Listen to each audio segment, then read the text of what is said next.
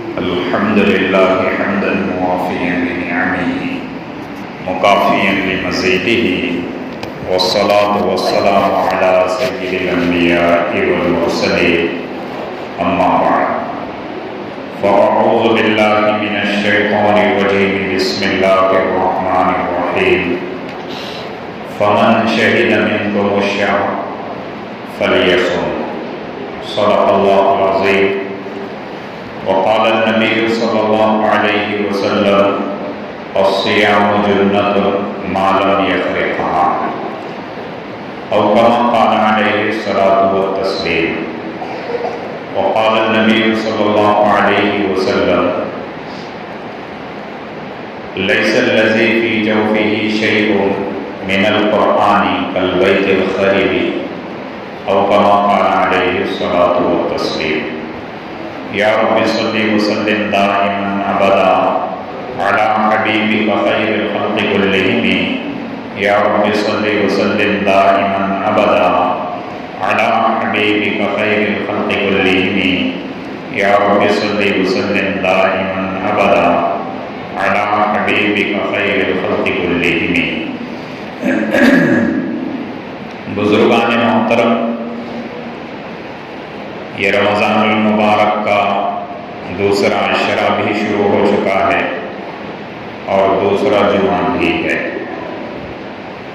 کچھ دن پہلے ہم لوگ رمضان کے انتظار میں تھے، ہر ایک کے زبان پہ یہ تھا کہ رمضان آ رہے ہیں۔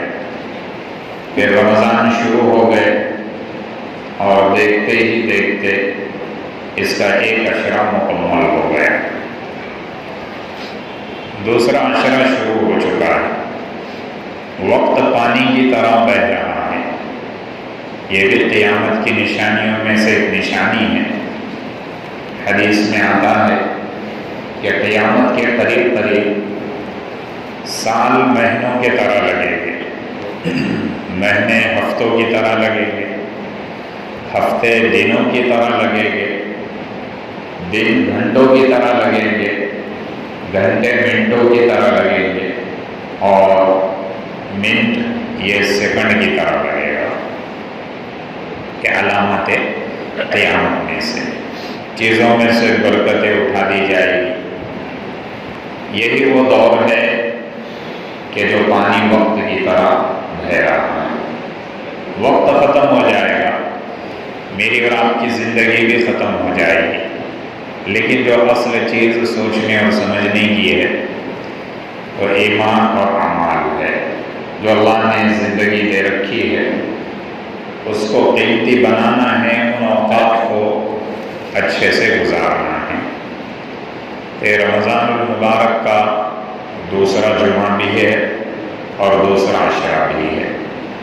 اللہ کے رسول صلی اللہ علیہ وسلم نے فرمایا کہ رمضان کا مہینہ ایک ایسا مہینہ ہے جو 3 حصوں میں تقسیم ہے یا 3 عشروں میں تقسیم ہے۔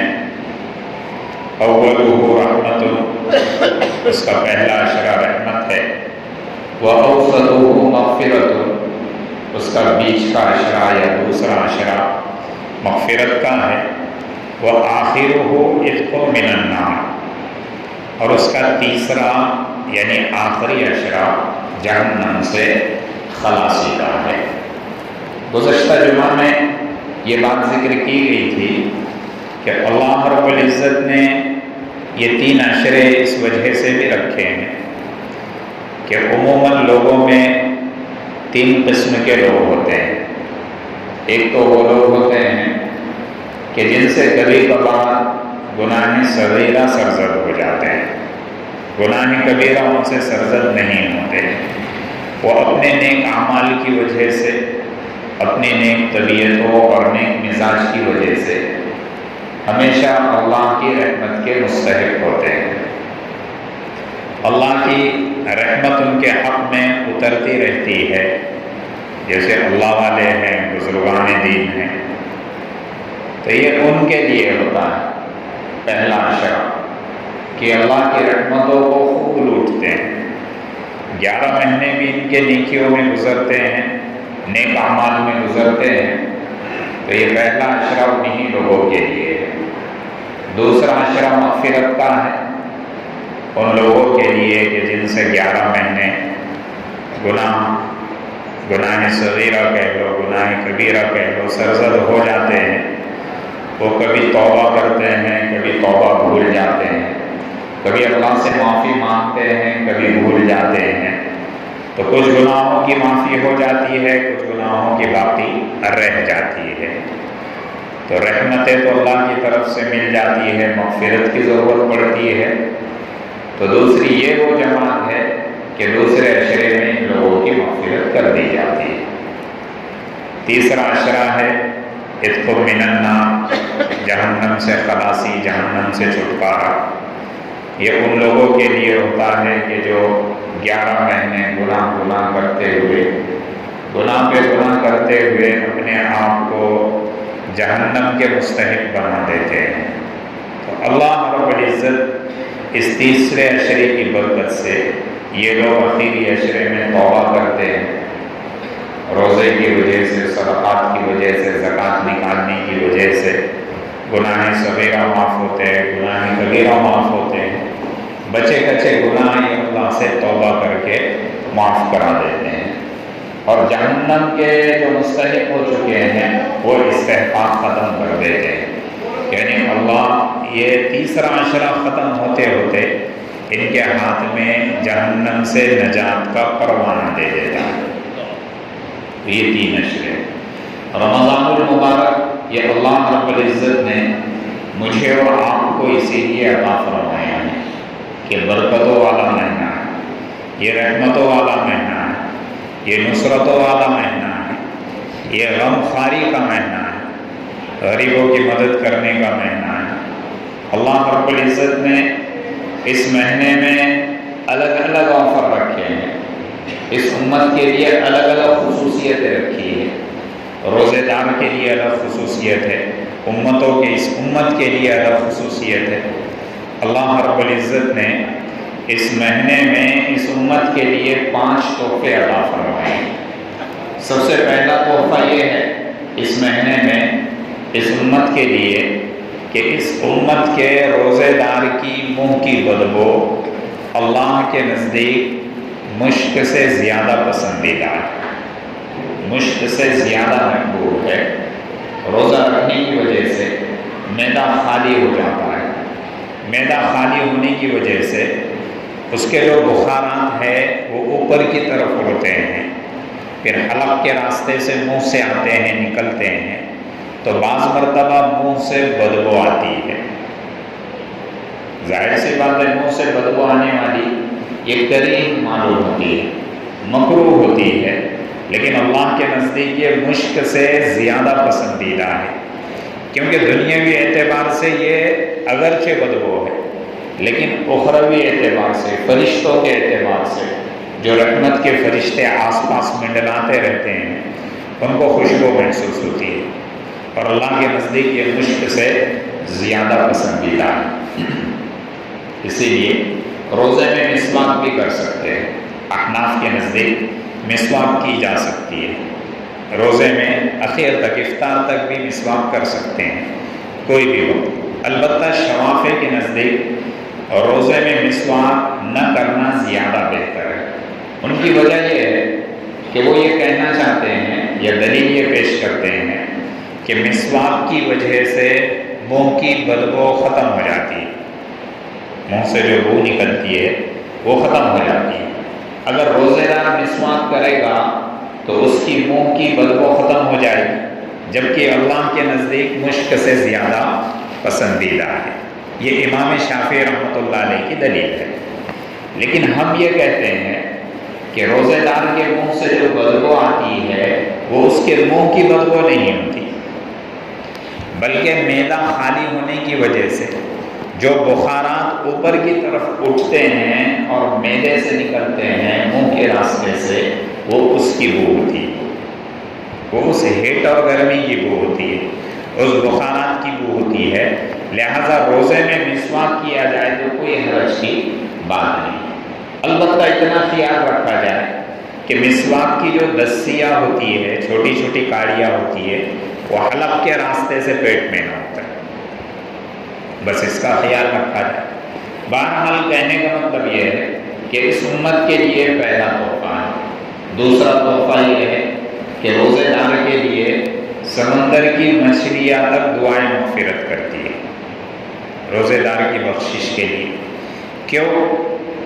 ایک سسٹم ہے، ایک نظام ہے کہ جب تک ایمان والا اپنے ایمان اور اس کے تقاضوں پہ رہے گا، اپنے اعمال پہ رہے گا، اللہ کے حکموں پہ رہے گا، کائنات کا نظام صحیح سے چلے گا، دیگر مخلوقات بھی سکون سے رہے گی۔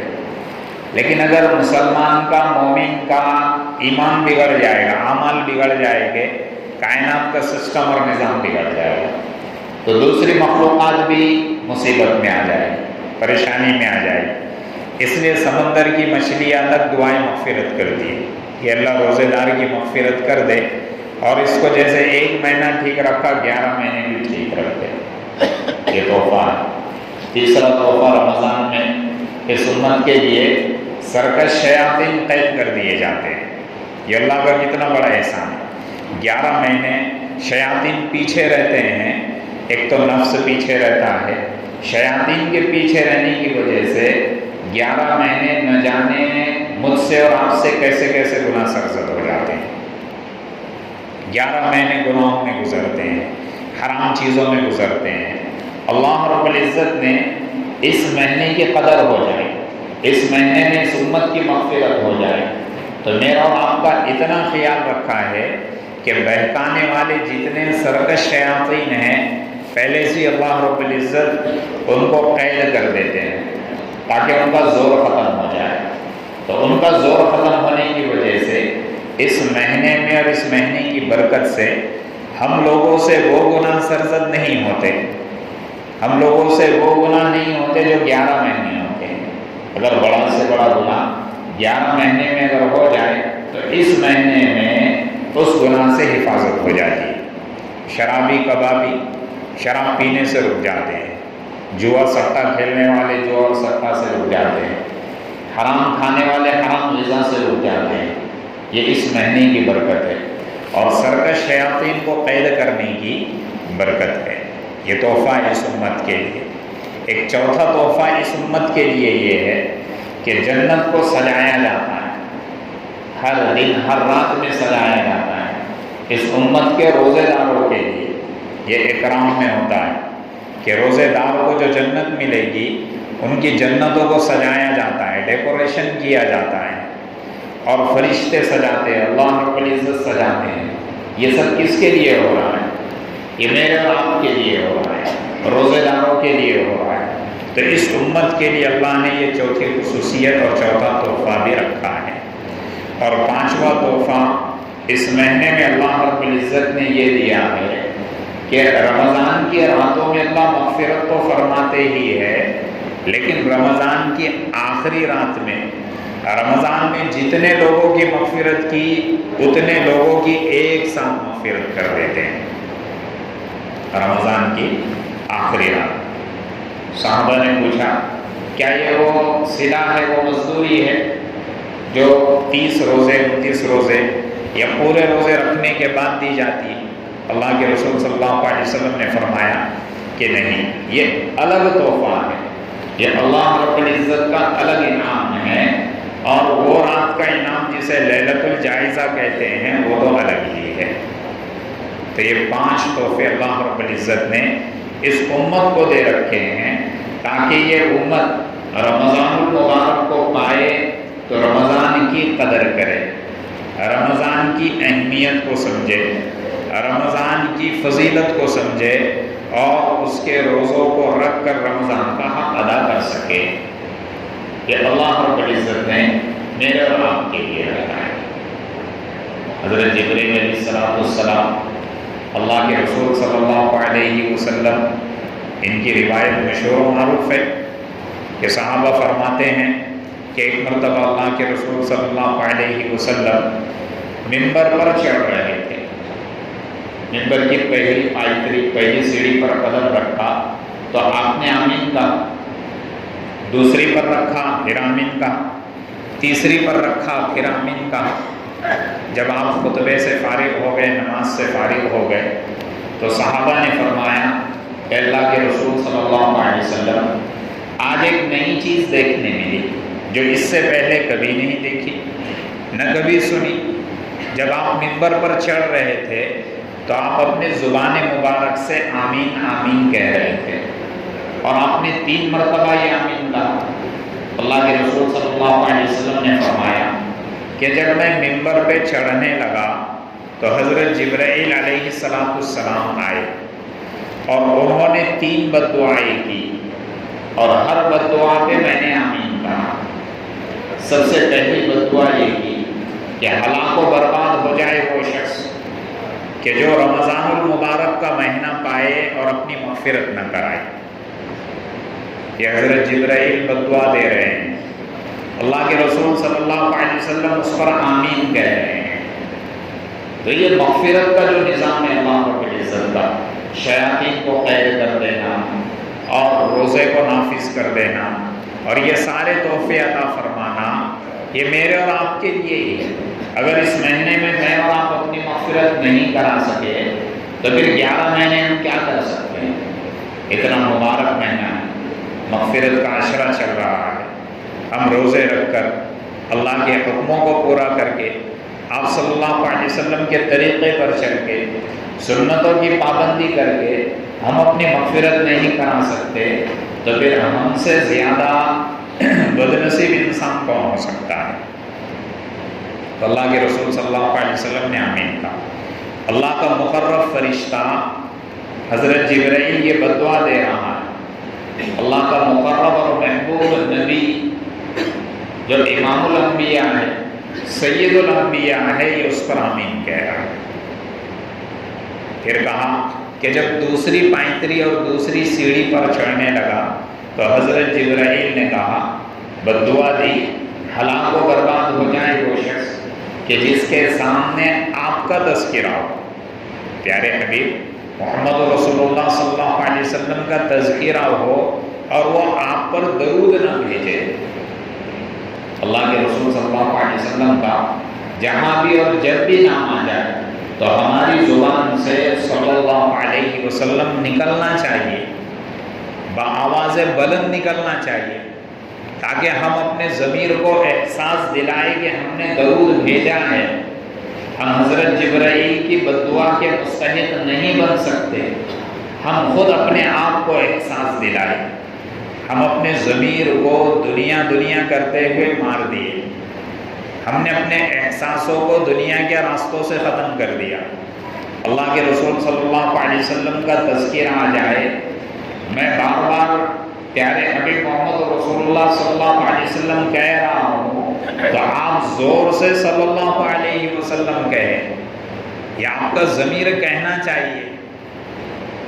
دل میں تو کہہ لے ٹھیک ہے، لیکن زبان سے کہے، زبان کو حرکت دے۔ درود کی بڑی برکت ہے، بڑی برکتیں ہیں درود کی۔ ایک ہلکی سی چیز اللہ کے رسول صلی اللہ علیہ وسلم نے حدیث میں ذکر کی کہ جو مجھ پر درود پیش کرتا ہے وہ مجھ تک پیش کیا جاتا ہے۔ درود ہی ایک ایسا عمل ہے جو اللہ کے رسول کے سامنے بطور تحفہ اور ہدیہ کے پیش کیا جاتا ہے۔ تو حضرت جبرائیل یہ دعا دے رہے، اللہ کے رسول صلی اللہ علیہ وسلم اس پر آمین کہہ رہے ہیں۔ کہا کہ تیسری سیڑھی اور تیسری پائنتری پر جب قدم رکھا تو حضرت جبرائیل علیہ السلام نے بد دعا دے دی کہ ہلاک و برباد ہو جائے وہ شخص کہ جو اپنے بوڑھے والدین کو پالے یا والدین میں سے کسی ایک کو پالے اور وہ ان کی خدمت کر کے جنت نہ کما سکے، یعنی ان کی خدمت ہی نہ کرے، جیسے ان کی دیکھ بھال کرنی چاہیے، جیسے وہ استحقاق رکھتے ہیں اولاد کے اعتبار سے ویسا نہیں کی، تو حضرت جبرائیل کہہ رہے وہ ہلاک و برباد ہو جائے۔ یہ بڑا بدنصیب انسان ہے، بڑا بدنصیب شخص ہے۔ تو حضرت جبرائیل علیہ السلام نے ایسی بد دعا کی۔ تو یہ مغفرت کا عشرہ چل رہا ہے، مغفرت کا مہینہ ہے۔ رمضان المبارک میں اعمال کا بھاؤ بڑھا دیا جاتا ہے، ہم اپنے اعمال کو بڑھا دیں، نوافل کو بڑھا دیں، ہم اپنے اپنے ذکر کو بڑھا دیں، ہم اپنے فرائض والے اعمال کو بڑھا دیں۔ یہ رمضان کا مہینہ ہے،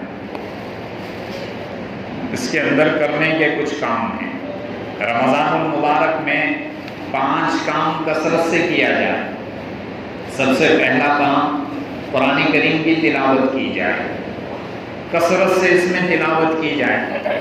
ہم قرآن کریم کو اکتفا کرتے ہیں، کافی سمجھتے ہیں تراویح میں سننے کو، حافظ صاحب پڑھتے ہیں، ہم پیچھے سنتے ہیں، بہت سے کمی کوتاہی ہو جاتی ہے، سننے میں کمی کوتاہی ہو جاتی، تراویح پڑھنے میں کمی کوتاہی ہو جاتی، پھر بھی وہ ناقص رہ جاتا ہے۔ ہم قرآن کو مکمل سنیں، مکمل قرآن سننا یہ مستقل ایک سنت ہے۔ بہت سے لوگوں نے 10 دن میں پڑھ لیا، تو 10 دن میں پڑھ لیا، ایک سنت تو مکمل ہو گئی، لیکن تراویح کی سنت باقی ہے۔ ایسا نہیں کہ قرآن ختم ہو گیا تو تراویح بھی ختم ہو گئی۔ اس مہینے کا اور قرآن کا رشتہ ہے۔ آسمانی جتنی کتابیں نازل ہوئی، جتنے انبیاء پہ آسمانی کتابیں اور صحیفے اتارے گئے، وہ رمضان المبارک ہی میں اتارے گئے۔ آسمانی کتابوں کا اور رمضان کا ایک مستقل رشتہ ہے۔ شہر رمضان الذی انزل فیہ القرآن، قرآن کو بھی رمضان ہی کے مہینے میں اتارا گیا۔ تو ہم قرآن سے محبت کریں، کم از کم ایک مہینہ ہم قرآن کو کھول کر دیکھیں، قرآن کا دیدار کریں۔ 11 مہینے ہم قرآن کو دیکھتے بھی نہیں ہیں، 11 مہینے ہم قرآن کو ہاتھ بھی نہیں لگاتے ہیں۔ اگر ایک مہینہ ہم نے قرآن کو پڑھ لیا تو 11 مہینے ہم اس کی برکتیں دیکھیں گے۔ قرآن کو یاد کرے، چھوٹی چھوٹی صورتیں یاد کرے۔ حدیث میں آتا ہے لیسا الذی لیسا فی جوفہ شیء من القرآن کالبیت الخریب، کہ وہ دل ویران ہیں، وہ دل ویران ہیں کہ جس دل میں قرآن کا کوئی حصہ محفوظ نہ ہو۔ 4 صورتیں آپ یاد کر لیتے ہیں، یوں سمجھتے ہیں کہ ہم نے نماز کا مسئلہ حل کر دیا۔ 3 صورتیں یاد کرتے ہیں، 5 صورتیں یاد کرتے ہیں، یوں سمجھتے کہ ہم نے بہت بڑا پہاڑ کھود دیا۔ قرآن کو اپنے سینے میں جمع کرے، 10 صورتیں یاد ہے تو آگے بڑھے۔ قرآن جتنا یاد کریں گے آپ کا دل ویرانی سے اتنا بچے گا۔ حدیث میں دل کو، جس دل میں قرآن نہ ہو، قرآن کا حصہ نہ ہو، اس کو ویران گھر کیوں کہا گیا؟ اس کو ویران گھر اس لیے کہا گیا کہ ویران گھر میں شیاطین بسیرا کرتے ہیں، جنات اور خبیث آ جاتے ہیں۔ جو گھر اگر بنا ہوا ہو لیکن اس میں مکین نہ ہو، رہنے والا نہ ہو، تو اس گھر میں شیاطین بسیرا کر دیتے ہیں، مکڑیاں جالے بن دیتے ہیں، کیڑے مکوڑے آ جاتے ہیں، چوہے آ جاتے ہیں، گھس اس گھر کو کھوکھلا کرنا شروع کر دیتی ہے۔ یہ کیوں؟ جو اصل مکین ہے وہ موجود نہیں ہے۔ تو حدیث میں یہی بات ذکر کی گئی ہے کہ جس دل میں قرآن نہ ہو، قرآن کی محبت نہ ہو، وہ دل ویران گھر کے مانند ہے۔ تو ہم اپنے دل کو ویران کیسے رکھ سکتے ہیں؟ ایک حدیث میں ذکر کیا کہ 2 چیزیں ایسی ہے جو دل کو صاف کرتی ہے۔ دل کو زنگ لگ جاتا ہے، جب دل کو زنگ لگتا ہے تو اس کو صاف کرنے کے حدیث میں جو 2 طریقے ذکر کیے گئے ہیں۔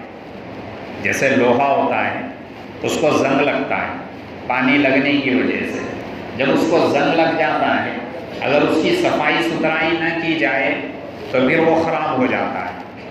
تو اس کو صاف کرنے کے، اس کو کلیئر اور پیور کرنے کے لوہے کو الگ الگ طریقے ہیں۔ تو ایسے ہی دل کو بھی زنگ لگ جاتا ہے، کبھی حسد کا زنگ لگتا ہے، کبھی گناہ کا زنگ لگتا ہے، کبھی جھوٹ کا زنگ لگتا ہے، کبھی غیبت کا زنگ لگتا ہے، کبھی کسی کا حق دبانے کا زنگ لگتا ہے۔ یہ سارے گناہ ہیں جس کی وجہ سے دل کو زنگ لگ جاتا ہے۔ حدیث میں آتا ہے کہ بندہ جب گناہ کرتا ہے تو دل پہ کالا نقطہ لگ جاتا ہے، بلیک پوائنٹ بن جاتا ہے۔ اگر وہ توبہ کرتا ہے تو صاف ہو جاتا ہے، لیکن توبہ نہیں کرتا تو پھر دوبارہ وہ پیدا ہوتا ہے۔ پھر توبہ نہ کرنے کی وجہ سے، گناہ پہ گناہ ہونے کی وجہ سے یہ بلیک پوائنٹ، سیاہ دھبے بڑھ جاتے ہیں، بڑھ کے پورا دل کالا ہو جاتا ہے، قلباً سقیماً بن جاتا ہے، بیمار دل بن جاتا ہے اور زنگ آلود ہو جاتا ہے۔ حدیث میں اللہ کے رسول صلی اللہ علیہ وسلم نے فرمایا کہ زنگ آلود دل کو اگر صاف کرنا ہو تو 2 طریقے اختیار کرو۔ سب سے پہلا کثرت سے موت کو یاد کرو، اور دوسرا طریقہ کثرت سے قرآن کریم کی تلاوت کرو۔ جو شخص کثرت سے قرآن کریم کی تلاوت کرتا ہے اس کی زبان بھی پاک صاف ہوتی ہے، اللہ کے کلام کے پڑھنے کی برکت سے اللہ اس کو جھوٹ سے بچاتا ہے، اللہ اس کو غیبت سے بچاتا ہے، اللہ اس کو دھوکہ دہی سے بچاتا ہے، اللہ اس کے پیٹ میں حرام لقمہ جانے سے بچاتا ہے، اللہ بہت ساری چیزوں سے اس کی حفاظت کرتا ہے اور اس کے دل کو دھو ڈالتا ہے، پاک صاف کرتا ہے۔